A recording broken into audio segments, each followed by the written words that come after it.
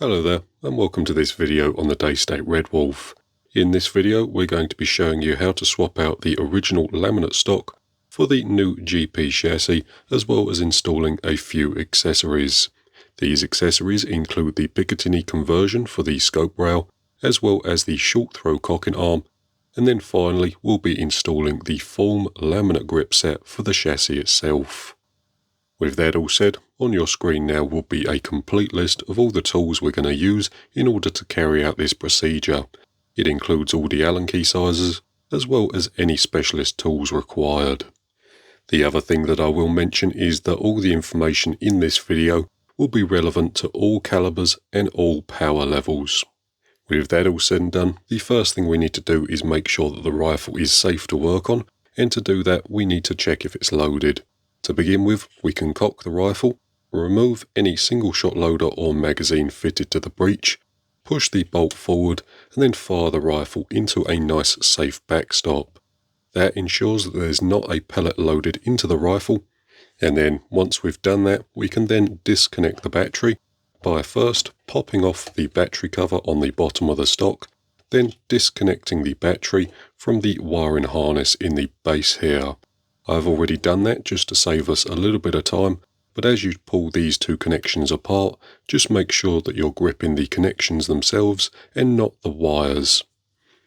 With that done, we can remove the stock by loosening the stock bolt, which is this one here. And we're going to be doing that with an 8mm Allen key. With that done, we can gently lift the stock up, making sure not to catch the battery connection as we pull the stock off.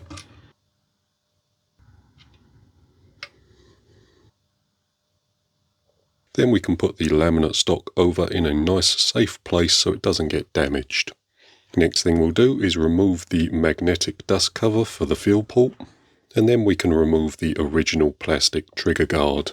To do that, we're going to be removing the two screws in the bottom here using a 3mm Allen key.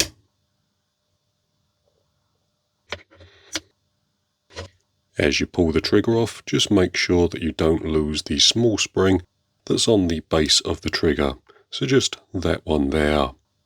With that done, we can remove the two bolts from the trigger housing and put them nice and safely over to one side.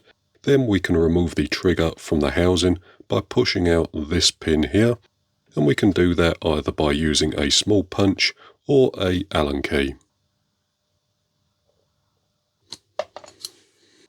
Being nice and careful not to lose the pin as we push it out. So there's our pin there. With our pin removed, we can simply lift the trigger out from the top of the trigger housing and stick this over to one side, as we won't be using it in the GP conversion. Up next, we can get the trigger installed into the new trigger plate. The trigger plate does have a direction and an orientation, so the counter bores, these holes here, need to be aligned with the bottom of the rifle, and then this hole in the side needs to be aligned with the front of the rifle. Once we have those two parts lined up, we can gently get the trigger pushed into position, lining the two holes up, and then securing that in place using our pin.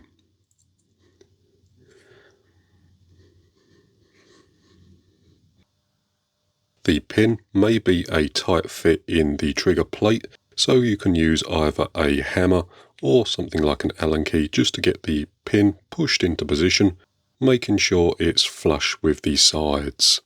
So there we have it. With that done, we can get the trigger lined up with the bottom of the block, put that into position like so, and then secure that using our two screws, the two that we took off earlier.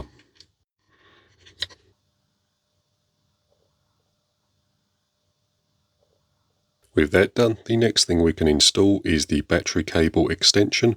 This has a male and a female end. We simply need to plug the male end into the female end of the battery lead. Getting the connections lined up, then pushing that lightly into position. The next thing we can do is take our chassis and remove the battery cover plate from the back here, which is just this part here. Next up, we can get the action installed into the chassis. The first thing we need to be aware of is that the battery lead, this part here, needs to be fished through this hole in the rear of the chassis. So we're going to be pushing the battery cable through that, and then lightly pulling it out through this hole in the back here. It's very important not to pinch the battery cable as we install the action into the stock, so just take your time and go nice and slow. To make things a little easier for the camera, I've got the chassis propped up on a box just to keep everything nice and sturdy, but the next thing we're going to be doing is pushing the battery wire through the hole in the rear here. As you do this, just make sure that you're being nice and gentle, fishing the wire through as you go, then bringing the action back into the stock, lining it up and dropping it into position. Everything should go nice and smoothly and there should be no major resistance. The other thing to note is that the wire at the back here should come out the rear of the stock, so just make sure that happens as you push your cable through.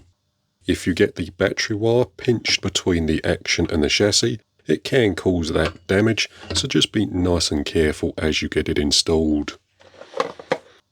The next thing we can do is take our stock bolt and secure the action into the chassis. We can do that up using an 8mm Allen key. We can then take our new dust plug, this one here, get that put over the Foster fitting. Then we can start getting some other accessories installed. Next up, we're going to be installing the hamster and the Picatinny rail to the UIT rail on the bottom of the stock here.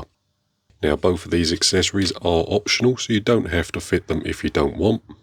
And you could leave the hamster off if you're only ever going to be shooting off a bipod or vice versa. So to begin with, we'll install the hamster, and what we need to do is use these two T-nuts here, slide them into the rail. Then we can take these two spacers here, line the counter bores up with the T-nuts and slide them into position. Up next, we can take our hamster, drop our bolts through, and then getting the hamster in the correct orientation, we can line the bolts up and get everything dropped into position. With that done, we can take a 4mm Allen key and secure these two bolts here to lock in the position. When you're doing this, just be mindful of your Foster fitting, so you don't want to be blocking that with the hamster itself, otherwise it may be a little difficult to charge the rifle with air. But once we have the correct position, we can get these bolts done up, and that secures it in place. The Picatinny rail is installed in pretty much the same way. All we need to do is slide the Picatinny rail into position, and then do up the two locking grub screws to secure that in place. And there we have it. There's the GP chassis fully built up. The last thing we'll do is just install a battery into the rear of the action and get that connected. To do that, all we need to do is slide a battery into the rear of the stock. So we can just slide our battery into this hole here, being careful not to pinch the connection wires as we install the battery. Then we can just connect the two pieces up. Just like so. With that done, we can slide the battery all the way into the housing, gently poking down the wires as we go. Then we can take our cover cap, this piece here, and get that screwed into position. And there we have it. With the battery connected, you can see that the rifle is turning on as it should, and if we were to fire it, it should fire. The next thing we'll do is start installing some accessories. The first thing we're going to do is get the short throw cocking arm installed. As the name suggests, the short throw cocking arm just makes the throw of the rifle a little shorter. To start off with, we're going to be making sure that the rifle is safe to work on by flicking the rifle onto safe and then disconnecting the battery.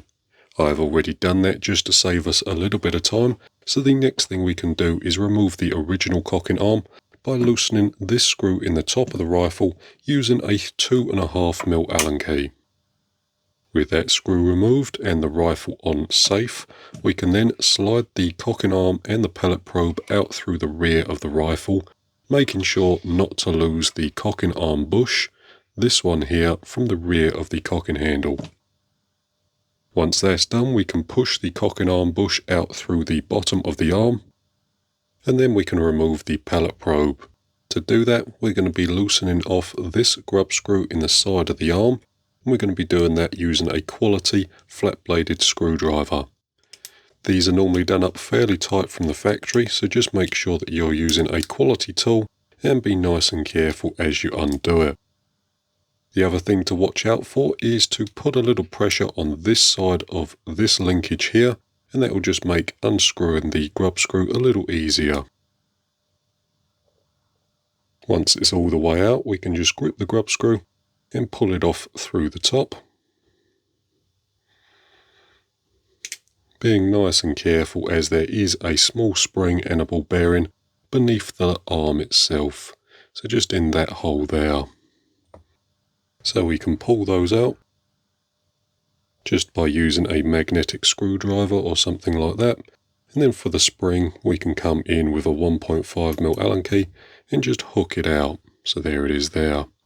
With that done, that's the original arm removed. We can put this over to one side and start work on the new one.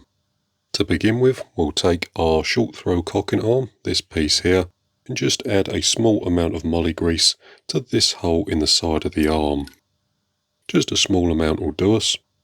Then we can take our spring that we removed earlier, push that through the hole,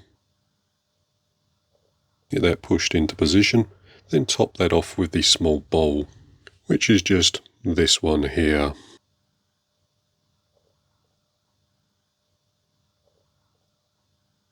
So we get that dropped over. Then we can take our pellet probe, and with the arm aligned like so, so with the curve pointing towards the front, we can get that pushed into position, then secured using our little pivot grub screw.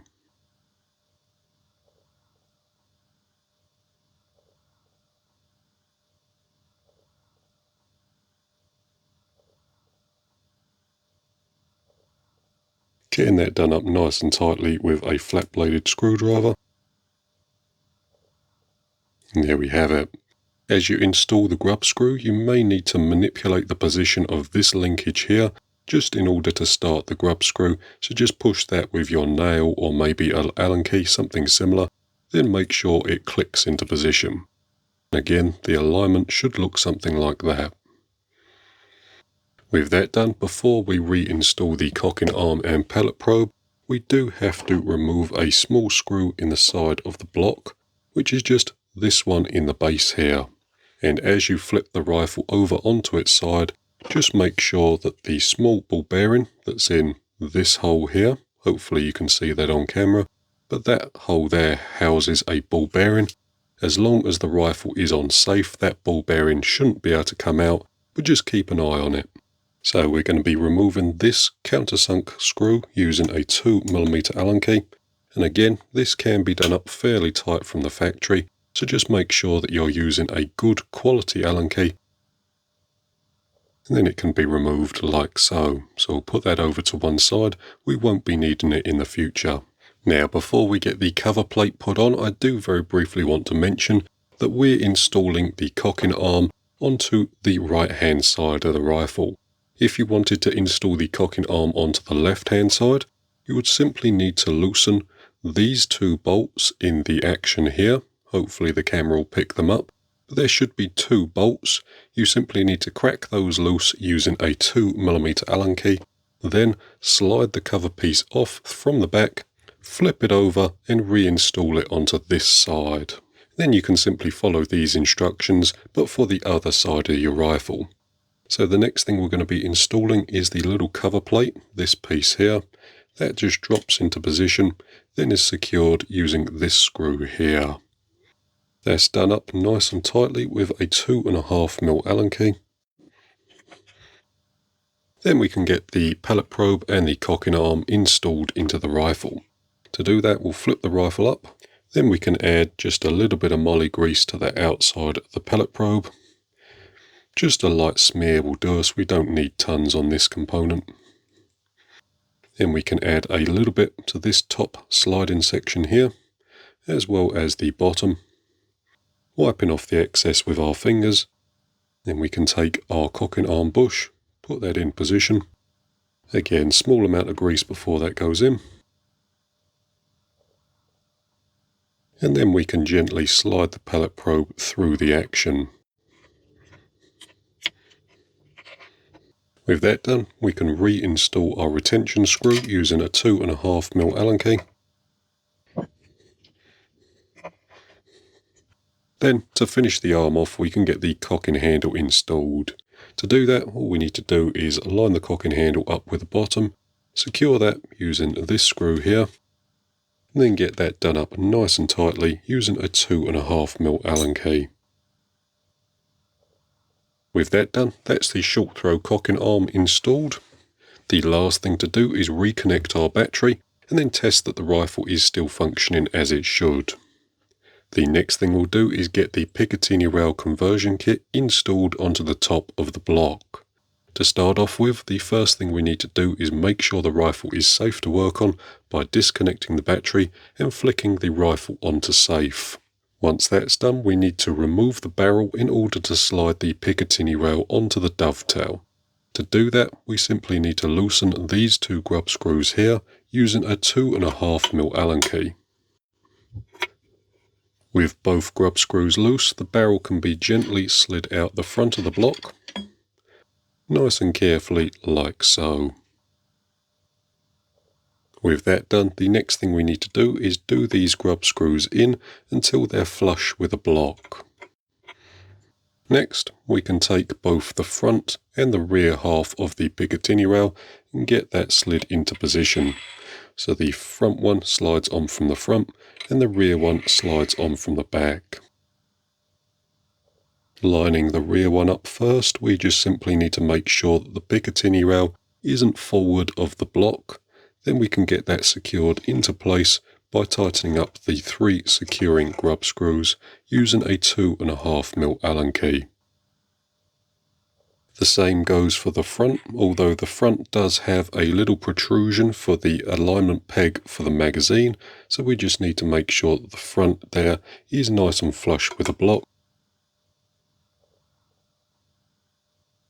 With that done, the next thing to do is retract these 2 grub screws here using our 2.5mm Allen key.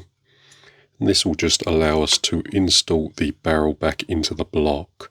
So just coming out until they touch, then we can bring back over our barrel, make sure the shank is nice and clean, and then get that installed into the front of the action. Being nice and careful not to pinch the O-rings as we push the barrel back, and as the barrel goes in, we're just going to be lining these 2 dimples up with the top of the action. When that's in rough alignment, we can take our 2.5mm Allen key and just get the grub screws snugged up. As you snug them up, just rotate the barrel lightly and make sure that the grub screw is centering on the dimple. And there we have it. With that done, that's the Picatinny rail conversion complete, and the rifle is ready to shoot once more. Next up, we're going to be adding a little bit of colour to the rifle by installing the foam laminate grip set. The grip set includes a new hamster, a new grip, as well as a new cheek piece, and this one here is the blue set, although other colours are available. So we're going to be starting off at the front, then moving our way back. To begin with, we can remove the original hamster by loosening and removing these 2 screws here using a 4mm Allen key. Next up, we can take our new laminate hamster and just add the bolts to the holes, pushing those into position, then lining the bolts up with the spacers. Then we can get that secured into position by just tightening up the screws using our 4mm Allen key. Again, being nice and careful not to cover the fill port. Moving that into position, then tightening up when we're happy.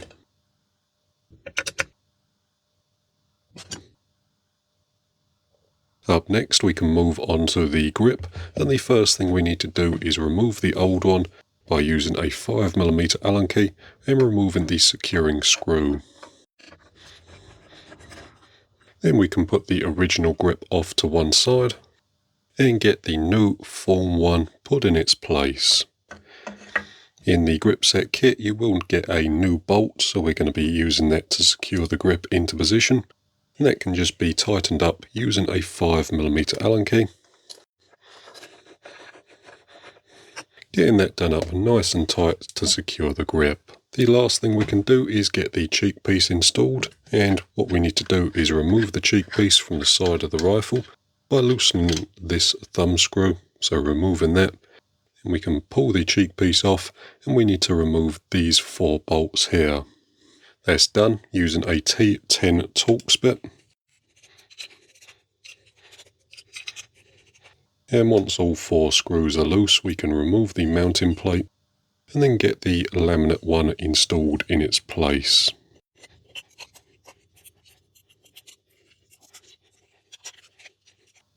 Once all 4 screws are done up nice and tight, we can reinstall the plate onto the side of the rifle and then secure that using our thumb screw.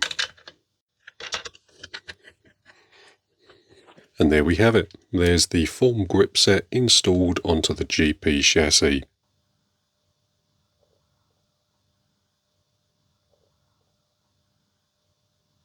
With that all said and done, that's pretty much going to do it for this particular video. So thank you very much for watching. I hope it's been useful or interesting, and we'll see you in the next one.